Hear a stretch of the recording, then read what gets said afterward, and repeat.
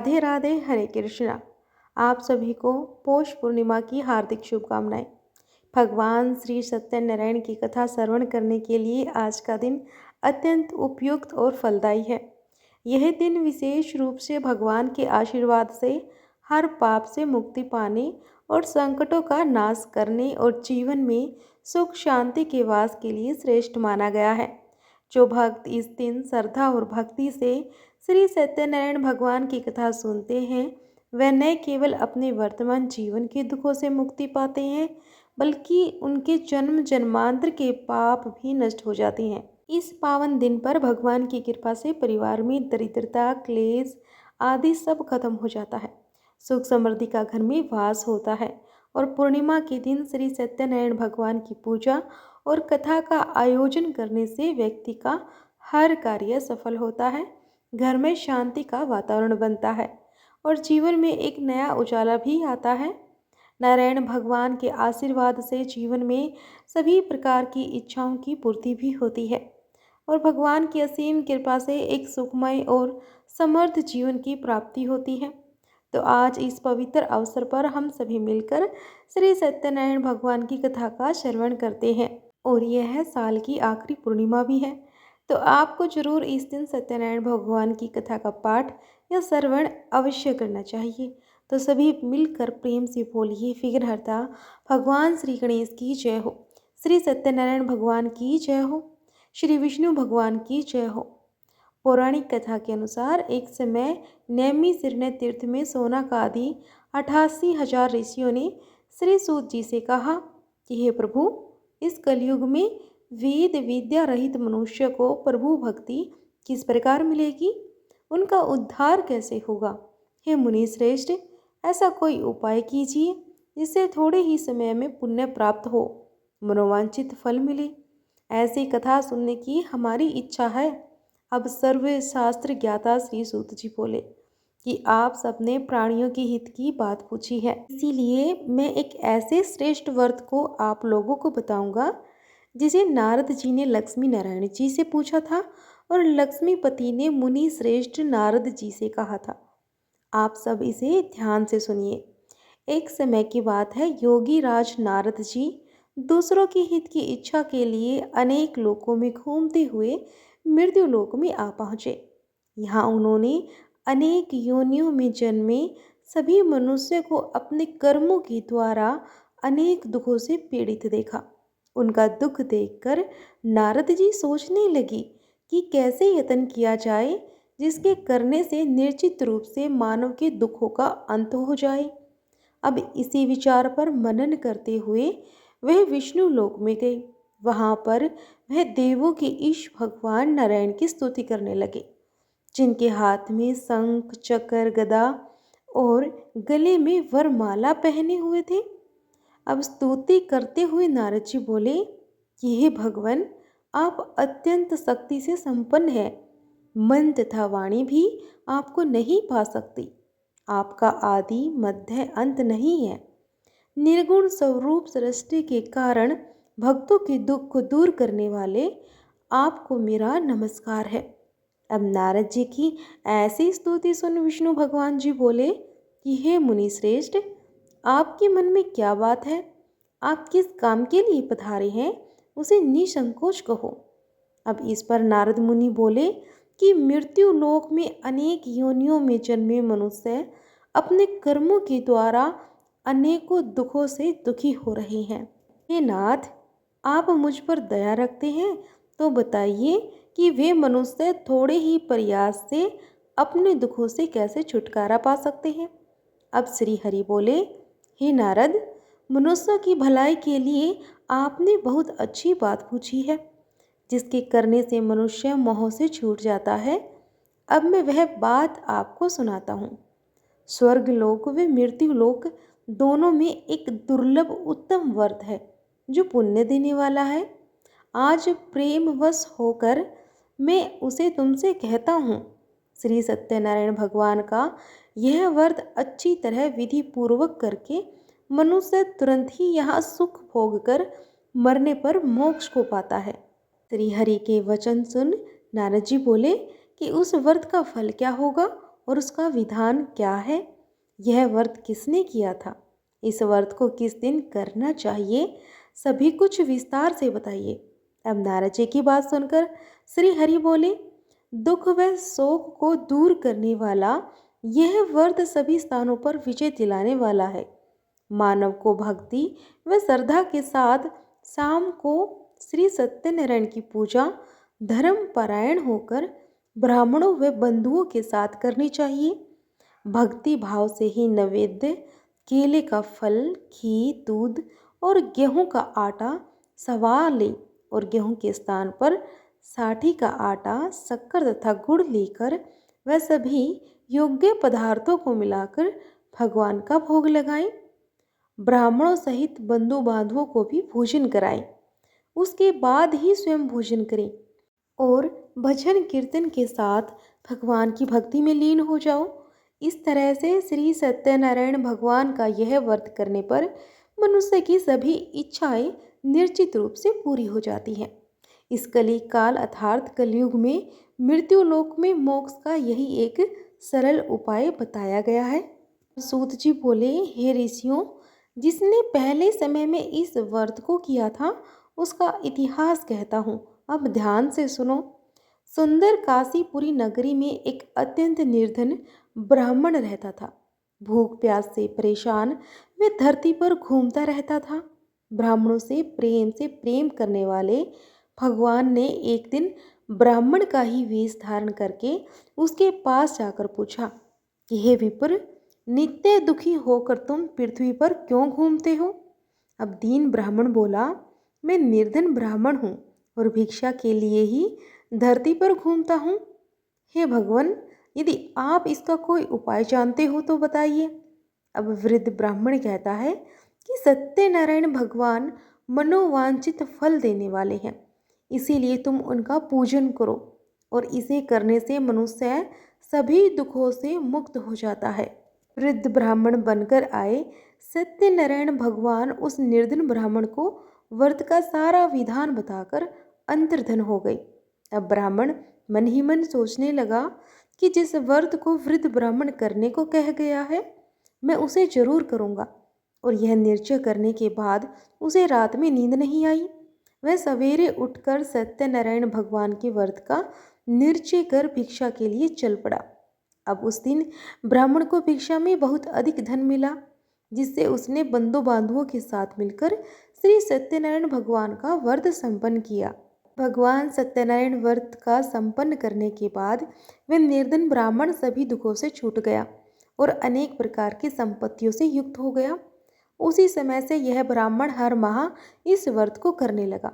इस तरह से सत्यनारायण भगवान के व्रत को जो कोई भी मनुष्य करेगा वह सभी प्रकार के पापों से छूटकर मोक्ष को प्राप्त होगा। जो मनुष्य इस व्रत को करेगा वह भी सभी दुखों से मुक्त हो जाएगा। अब सूत जी बोले कि इस तरह से नारद जी से नारायण जी का कहा हुआ श्री सत्यनारायण व्रत को मैंने तुमसे कहा। हे विप्रो, मैं अब और क्या कहूँ? अब ऋषि बोले, हे मुनिवर, संसार में उस विप्र से सुनकर और किस किस ने इस व्रत को किया, हम सब इस बात को भी सुनना चाहते हैं। इसके लिए हमारे मन में श्रद्धा का भाव है। अब श्री सूत जी बोले, हे मुनियों, जिसने इस व्रत को किया अब मैं वह सुनाता हूँ, सुनो।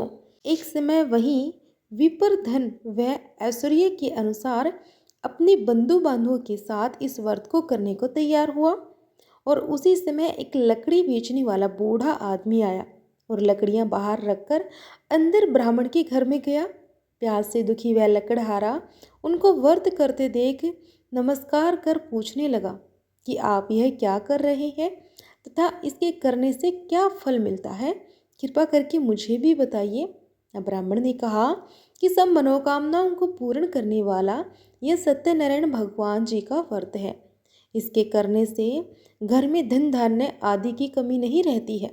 अब विप्र से सत्यनारायण व्रत के बारे में जानकर लकड़हारा बहुत अधिक प्रसन्न हुआ और चरना अमृत लेकर वह प्रसाद खाने के बाद वह अपने घर को गया।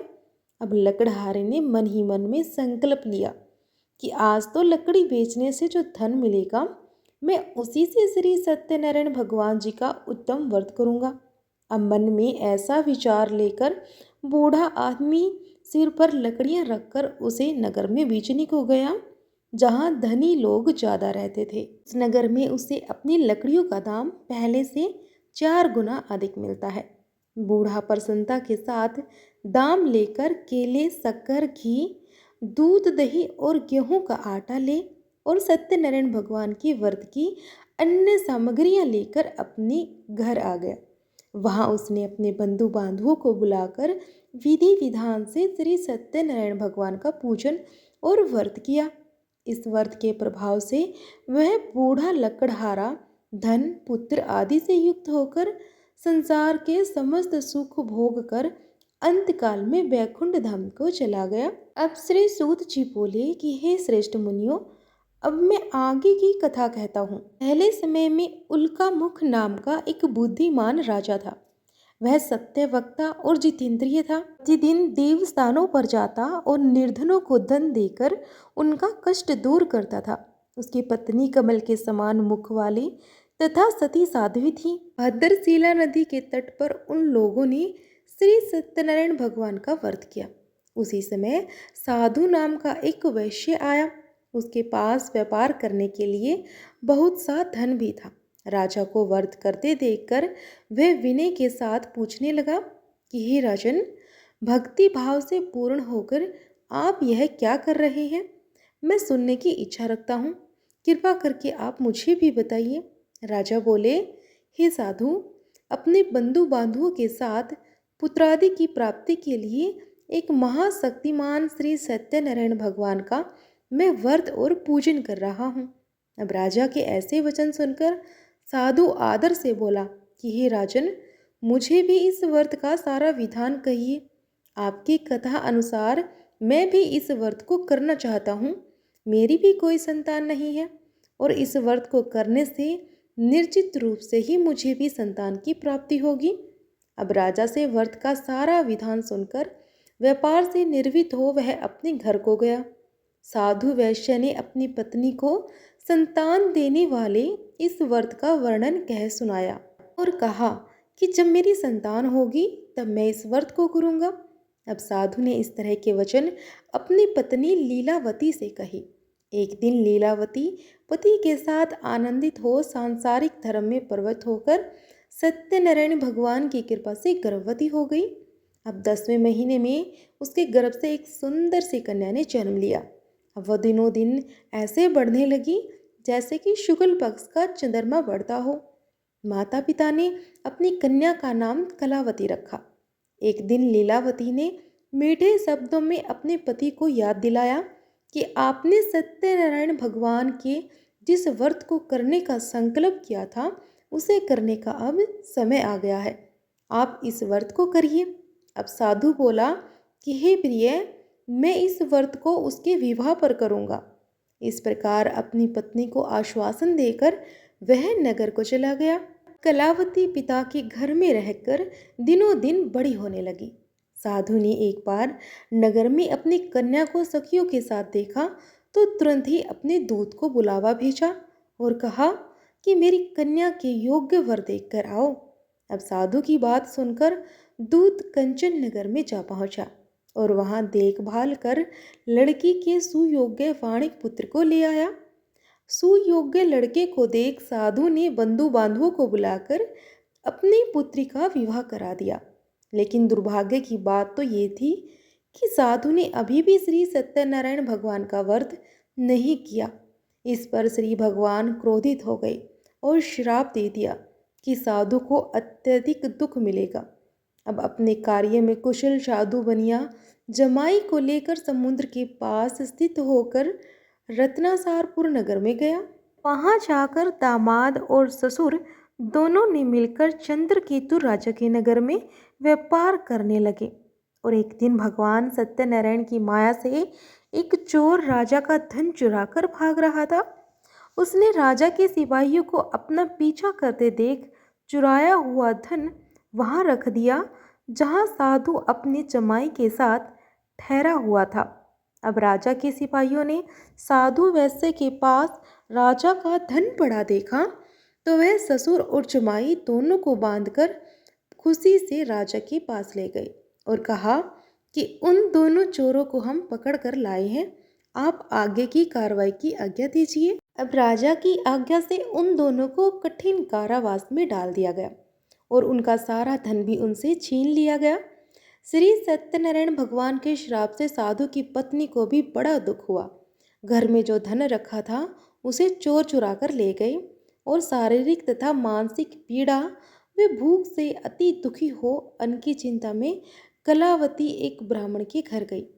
वहाँ उसने श्री सत्यनारायण भगवान का व्रत होते देखा और फिर कथा भी सुनी। अब वह प्रसाद ग्रहण कर रात को घर वापस आई। माता ने कलावती से पूछा कि हे पुत्री, अब तक तुम कहाँ थी और तुम्हारे मन में क्या है? अब कलावती ने अपनी माता से कहा कि हे माता, मैंने एक ब्राह्मण के घर में श्री सत्यनारायण भगवान का व्रत देखा। अब कन्या के ऐसे वचन सुन लीलावती भगवान के पूजन की तैयारी करने लगी। लीलावती ने परिवार व बंधुओं सहित श्री सत्यनारायण भगवान का पूजन किया और उनसे वर मांगा कि मेरे पति तथा जमाई शीघ्र ही घर पर लौट आए। साथ ही यह प्रार्थना भी की कि हम सबका अपराध क्षमा करें। श्री सत्यनारायण भगवान इस व्रत से संतुष्ट हो जाते हैं और राजा चंद्रकेतु को सपने में दर्शन देकर कहते हैं कि हे राजन, तुम उन दोनों वैश्यों को छोड़ दो और तुमने जो उनका धन लिया है उसे भी उन्हें वापस कर दो। अगर तुमने ऐसा नहीं किया तो मैं तुम्हारा धन, राज्य व संतान सभी को नष्ट कर दूंगा। अब राजा को यह सब कहकर भगवान अंतर्धन हो जाते हैं। प्रातःकाल सभा में राजा ने अपना सपना सुनाया और फिर बोले कि हे बाणिक पुत्रों को कैद से मुक्त कर सभा में लेकर आओ। और दोनों ने आते ही राजा को प्रणाम किया।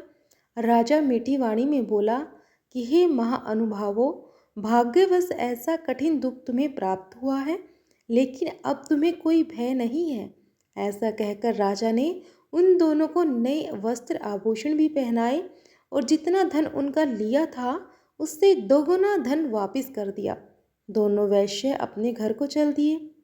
सूत जी बोले कि वैश्य ने मंगलाचार कर अपनी यात्रा आरंभ की और अपने नगर की ओर चल दिए। उनके थोड़ी दूर जाने पर एक दंडी वेशधारी श्री सत्यनारायण ने उनसे पूछा कि हे साधु, तेरी नाव में क्या है? अब अभी वाणिक हंसता हुआ बोला, हे दंडी, आप ऐसा क्यों पूछते हो? क्या धन लेने की इच्छा है? मेरी नाव में तो केवल बेल और पत्ते ही भरे हुए हैं। वैश्य के ऐसे कठोर वचन सुनकर भगवान बोले कि तुम्हारा वचन सत्य हो। अब दंडी ऐसा वचन कहे वहाँ से दूर चले गए और कुछ दूर जाकर समुद्र के किनारे बैठ गए। अब दंडी के जाने के बाद साधु वैश्य ने नित्य क्रिया के पश्चात नाव को ऊंची उठता देखकर अचंभा माना और नाव में बेल पत्ते आदि देखकर वह मूर्छित होकर जमीन पर गिर पड़ा। मूर्छा खुलने पर वह अत्यंत शोक में डूब गया। तब उनका दामाद बोला कि आप शोक ना करिए, यह दंडी का श्राप है, इसीलिए हमें उनकी शरण में जाना चाहिए, तभी हमारी सभी मनोकामना पूर्ण होगी। अब दामाद की ऐसी बात सुनकर वह दंडी के पास पहुंचा और अत्यंत भक्ति भाव से नमस्कार करके बोला कि मैंने आपसे जो असत्य वचन कहे थे उनके लिए मुझे क्षमा कर दीजिए। अब ऐसा कहकर महान शोकातुर होकर रोने लगा। तब दंडी भगवान बोले कि हे वाणिक पुत्र, मेरी आज्ञा से बार बार तुम्हें दुख प्राप्त हो रहा है, तू मेरी पूजा से विमुख हुआ है। अब साधु बोला कि हे भगवान, आपकी माया से ब्रह्मा आदि देवता भी आपके रूप को नहीं जानते, तब मैं अज्ञानी कैसे जान सकता हूँ? आप मुझ पर प्रसन्न होइए। अब मैं सामर्थ्य के अनुसार आपकी पूजा अवश्य करूँगा। मेरी रक्षा करिए और पहले के समान नौका में धन भर दीजिए। अब साधु वैश्य की भक्ति पूर्वक वचन सुनकर भगवान प्रसन्न हो गए और उनकी इच्छा के अनुसार वरदान देकर अंतर्धन भी हो गए।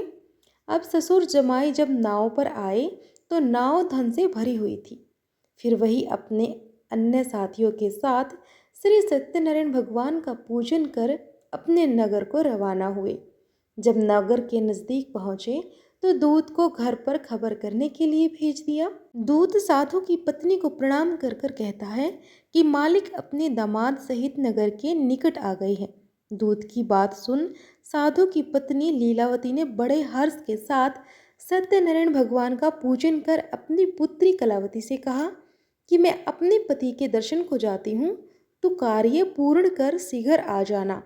अब माता के ऐसे वचन सुनकर कलावती जल्दी में प्रसाद छोड़कर अपने पति के पास चली जाती है और प्रसाद की अवज्ञा के कारण श्री सत्यनारायण भगवान रुष्ट हो जाते हैं और नाव सहित उसके पति को पानी में डुबो देते हैं। अब कलावती अपने पति को वहां ना पाकर रोती हुई जमीन पर गिर गई और नौका को डूबा हुआ देखकर वह कन्या को रोता हुआ देख साधु दुखी होकर बोला, हे प्रभु, मुझसे तथा मेरे परिवार से जो भूल हुई है उसे क्षमा कीजिए। अब साधु के 3 वचन सुनकर श्री सत्यनारायण भगवान प्रसन्न हो गए और आकाशवाणी हुई, हे साधु, तेरी कन्या मेरे प्रसाद को छोड़कर आई है, इसीलिए उसका पति अदृश्य हो गया है। यदि वह घर जाकर प्रसाद खाकर लौटती है तो इसे उसका पति अवश्य मिलेगा। ऐसी आकाशवाणी सुन कलावती घर पहुंचकर प्रसाद ग्रहण करती है और फिर आकर अपने पति के दर्शन करती है। उसके बाद साधु अपने बंधु बांधवों सहित श्री सत्यनारायण भगवान का विधि विधान से पूजन करता है तथा इस लोक से सुख भोग कर अंत में वह भी वैकुंठ धाम को पहुंचता है। सूत जी बोले, हे ऋषियों, मैं और एक कथा सुनाता हूँ, उसे भी ध्यानपूर्वक सुनो। प्रजा पालन में लीन तुंग ध्वज नाम का एक राजा था। उसने भी भगवान का प्रसाद त्याग कर बहुत ही दुख का सामना किया। एक बार वन में जाकर वन्य पशुओं को मारकर वह बड़ के पेड़ के नीचे आ गया।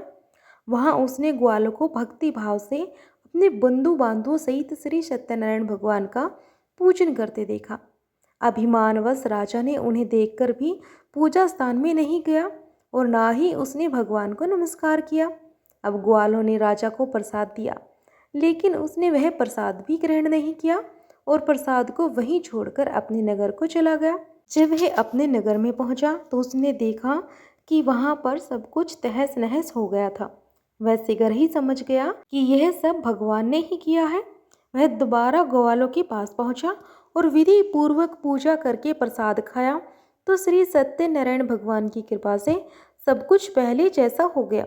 दीर्घकाल तथा सुख भोगने के बाद मरणोपरांत उसे स्वर्ग लोक की प्राप्ति हुई।